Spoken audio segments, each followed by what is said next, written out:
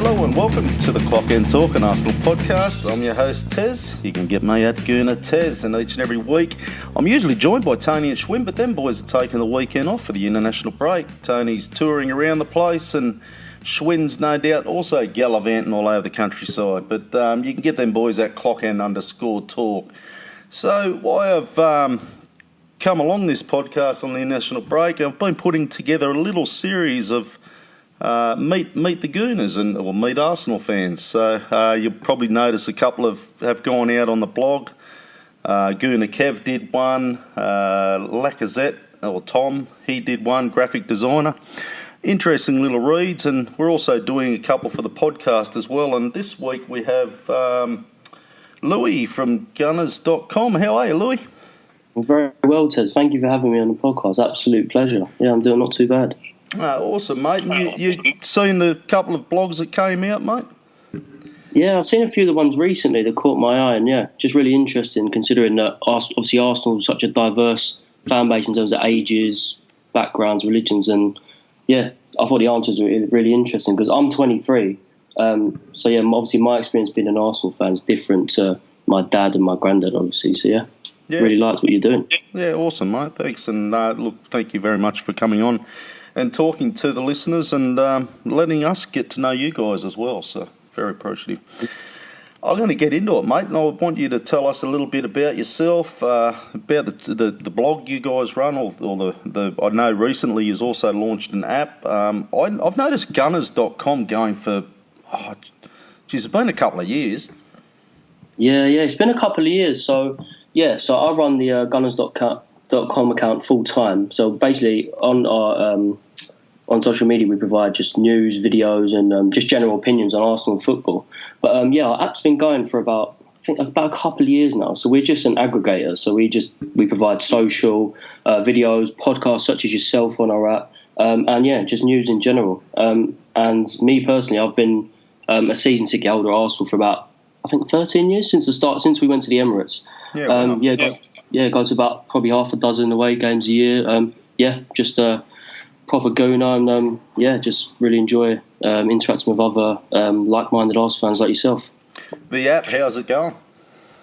It's going well at the moment. We've had a couple of few development issues, but yeah, it's going well, and we get more and more downloads every week. So yeah, we're just going from strength to strength, really. No, awesome. And that's just search your app stores. I actually grabbed it, Gunners.com. I like the fact that I got my own little email address too. I presume things are going to have change for that later.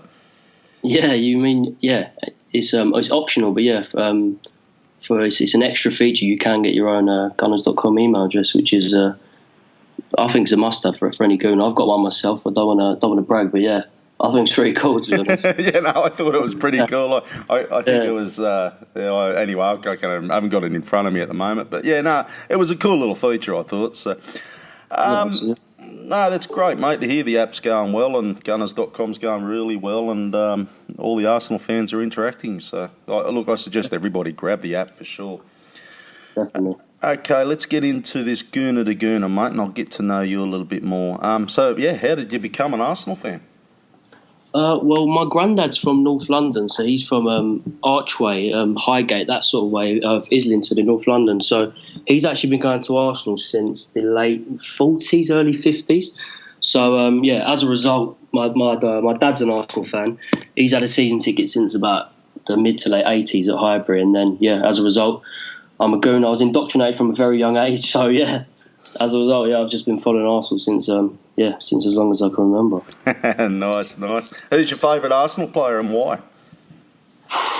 Probably it's got to be Henry.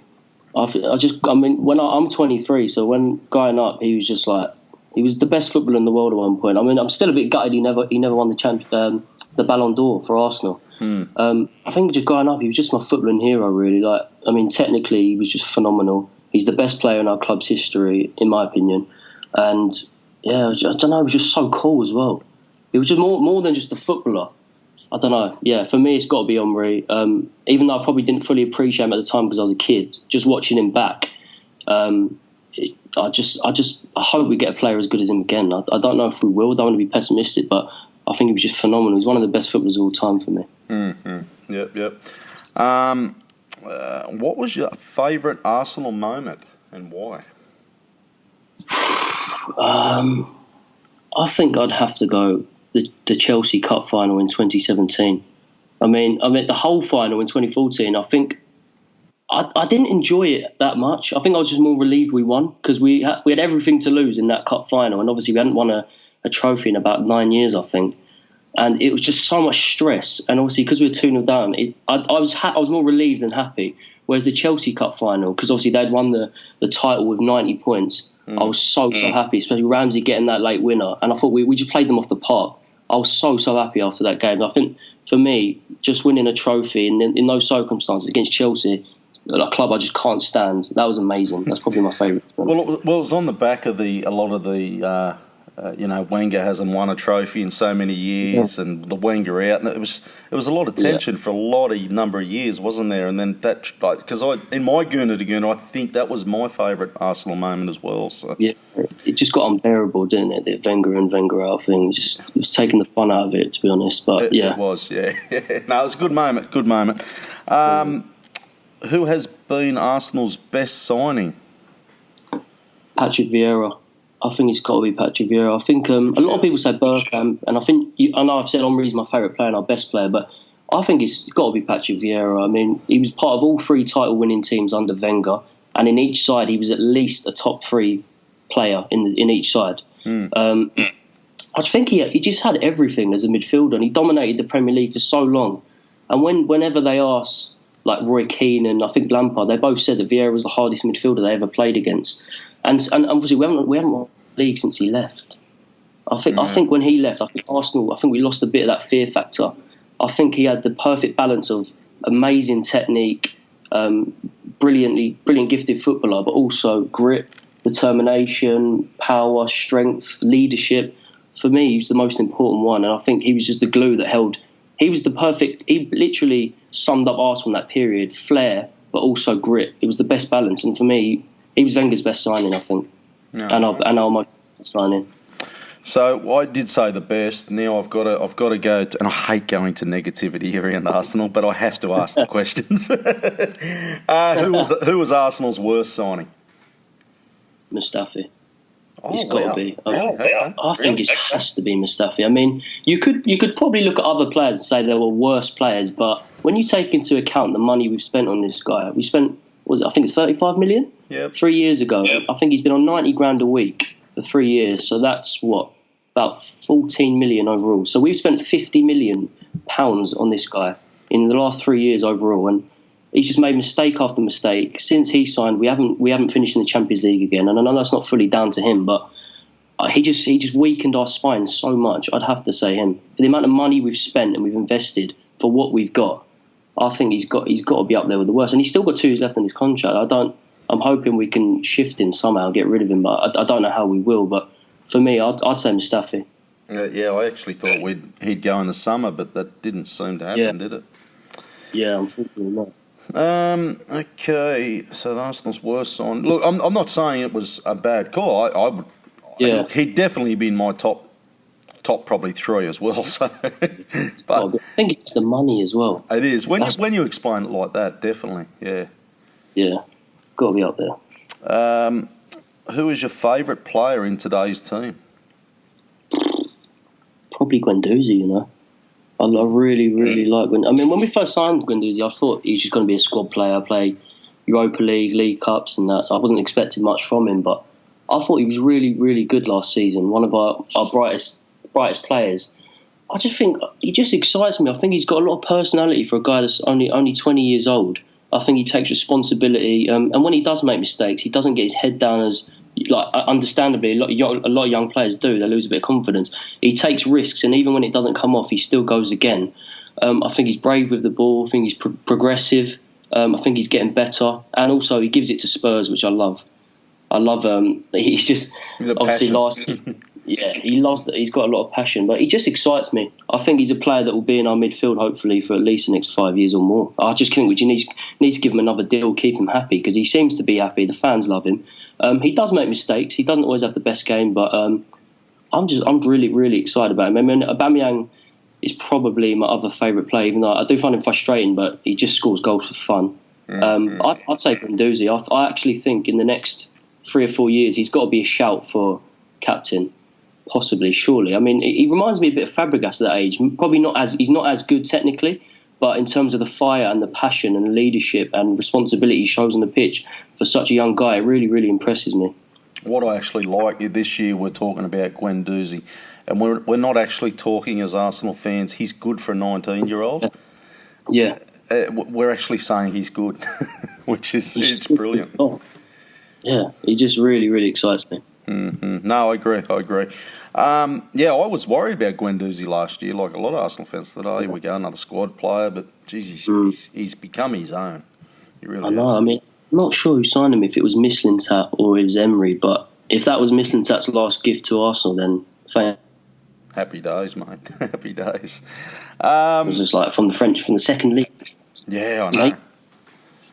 Yeah, no, it's crazy. You are dropping in and out there with your internet. But yeah, no, okay. I did get just a little gist of it, you know, from the French league in the B League and whatnot. It is crazy.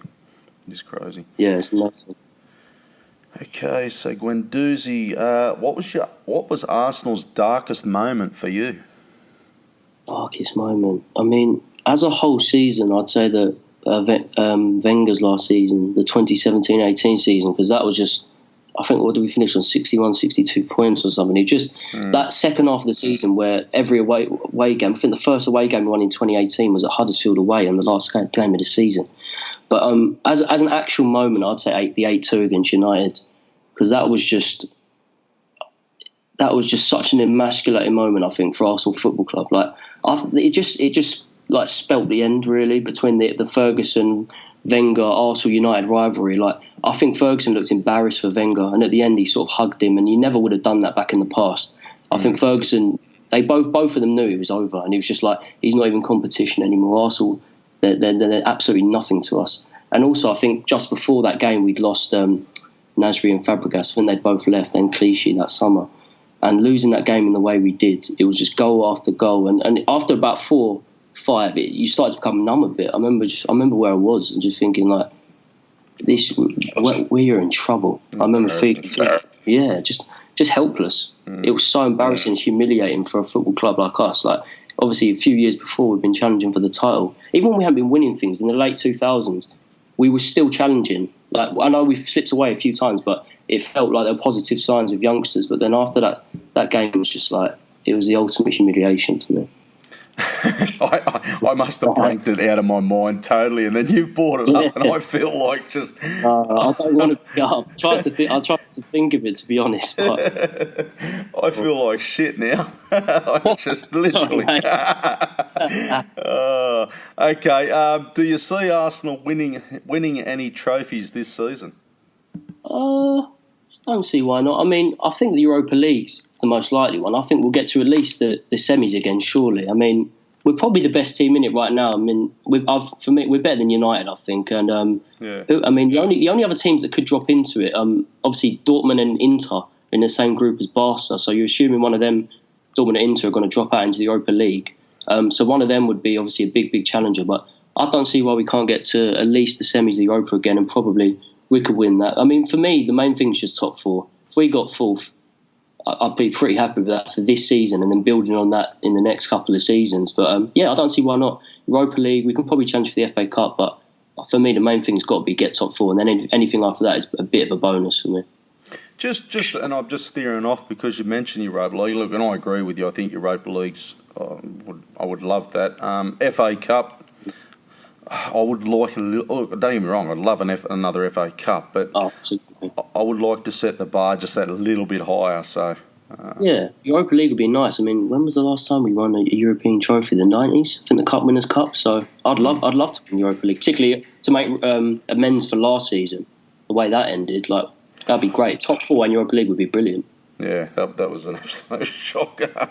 Do you reckon we've strengthened much since last year? Obviously with Pepe we have, but I'd definitely say so. I mean, I think Tierney will improve us when he comes back. I'll definitely think so. Pepe, and even obviously Saliba, we haven't got him yet, but he looks like a really, really big signing for the future.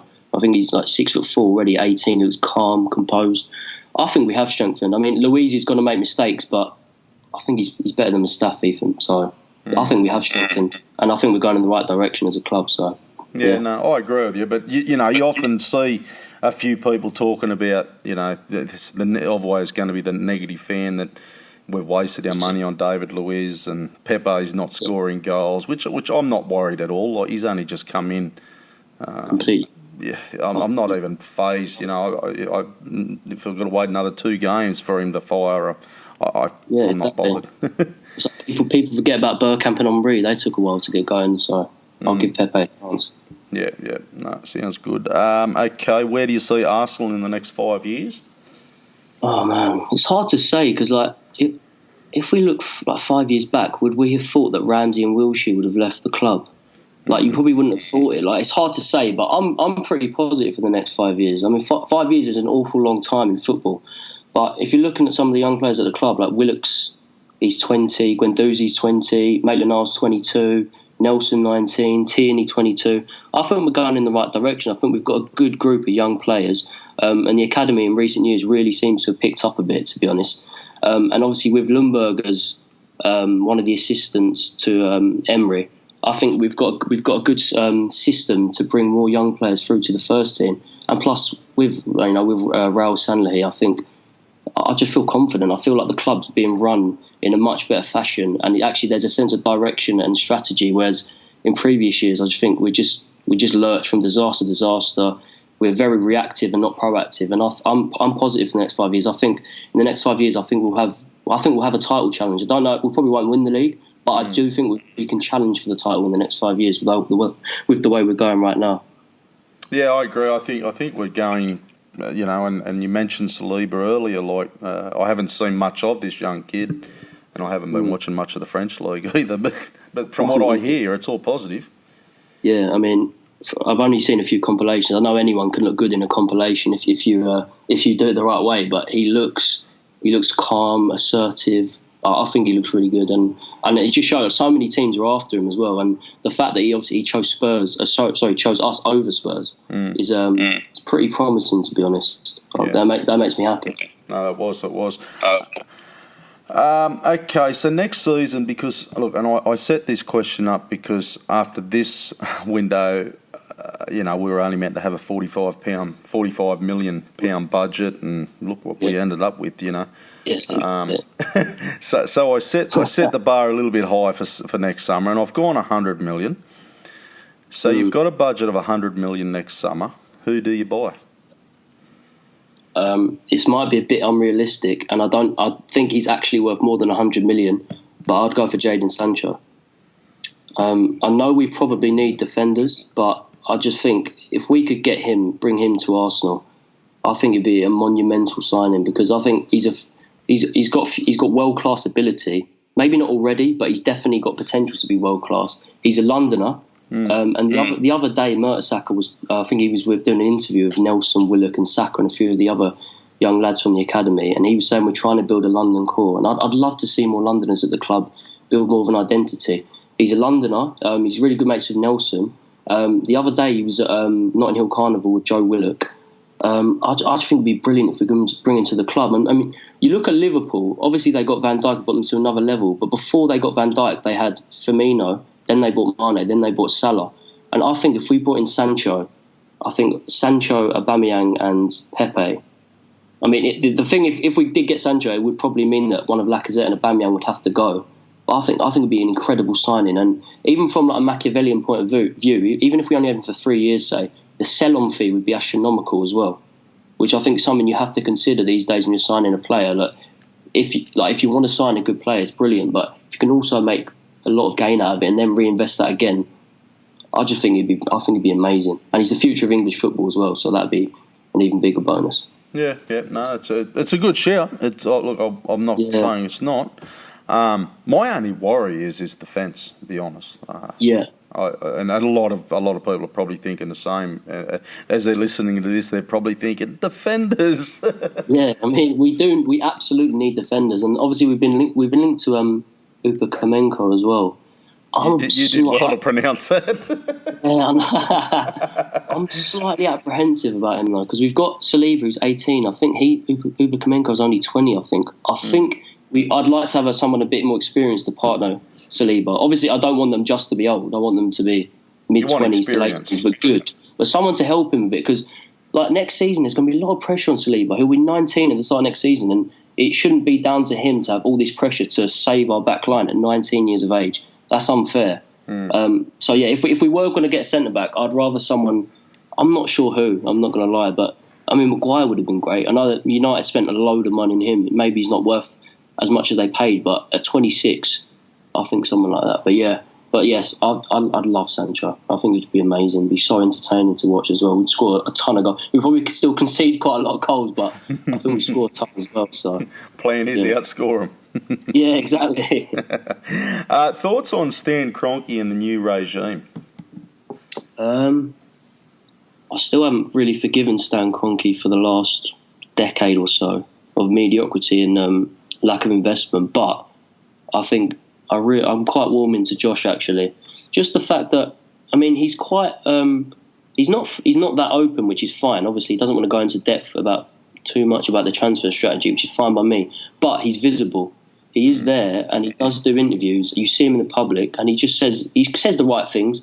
He probably obviously is trying to placate the fans a bit, but that's fine by me. The issue with Kroenke, Stan Kroenke, his dad, was he never, ever commented at all. You barely saw him at the games. He was just a distant figure.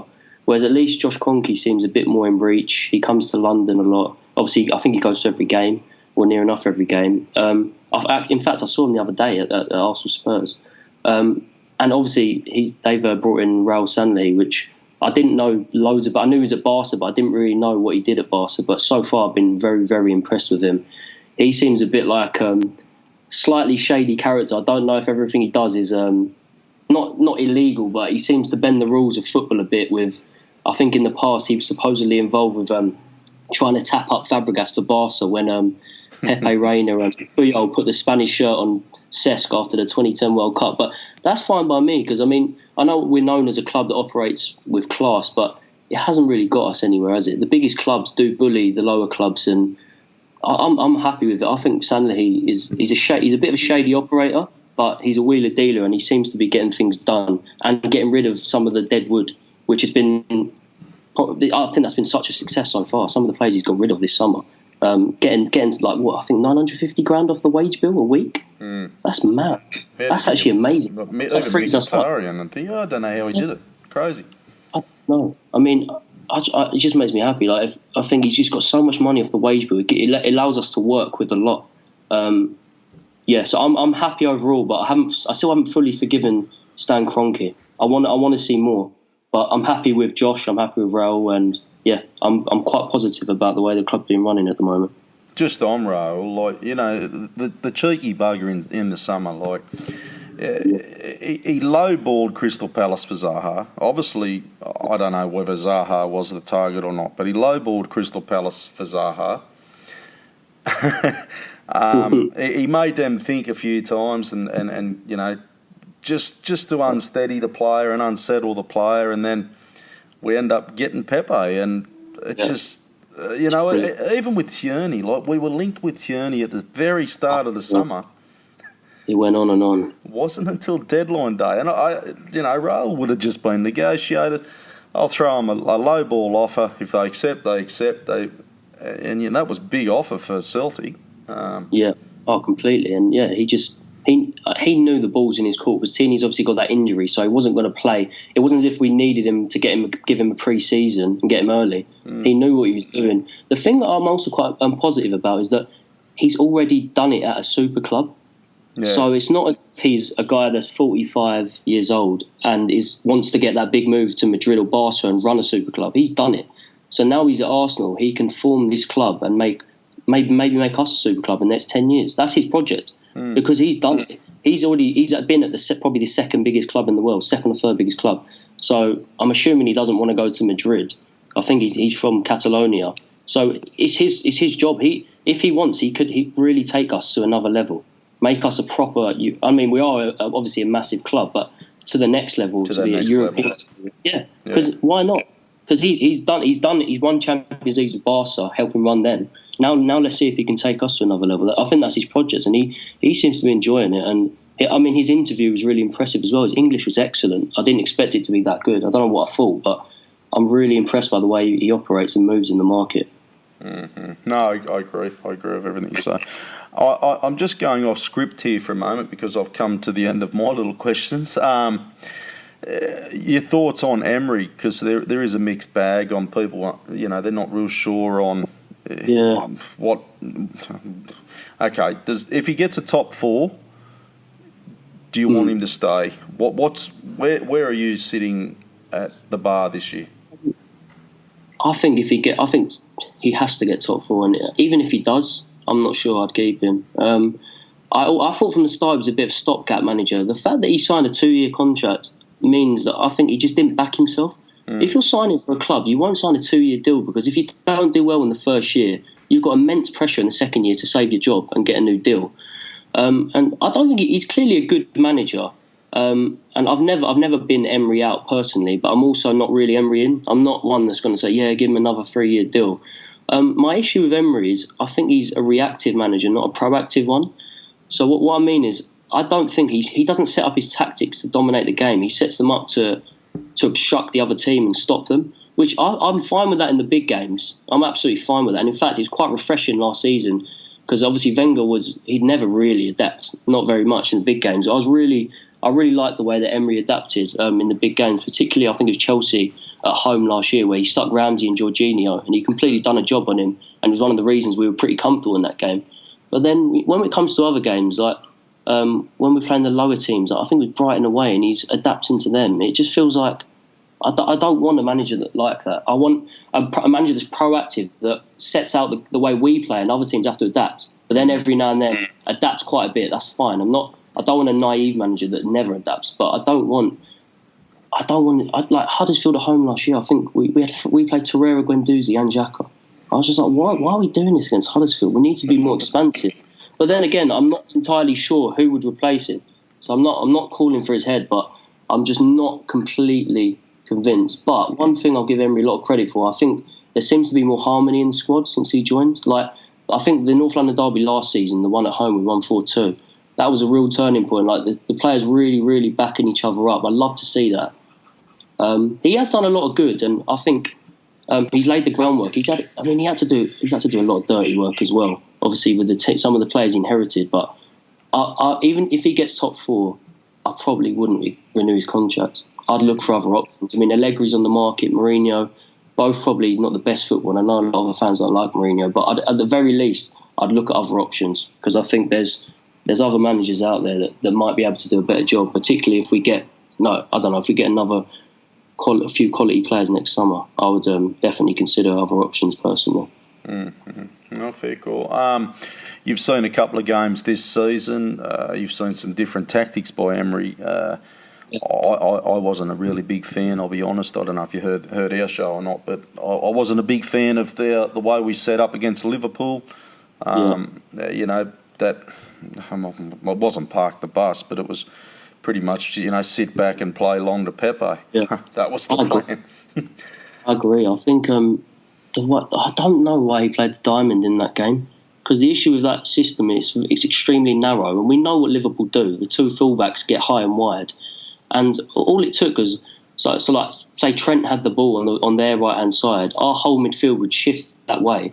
Trent would play one ball to Fabinho one ball to Robertson, and our whole back line, 8 players, have to shift because we're so narrow.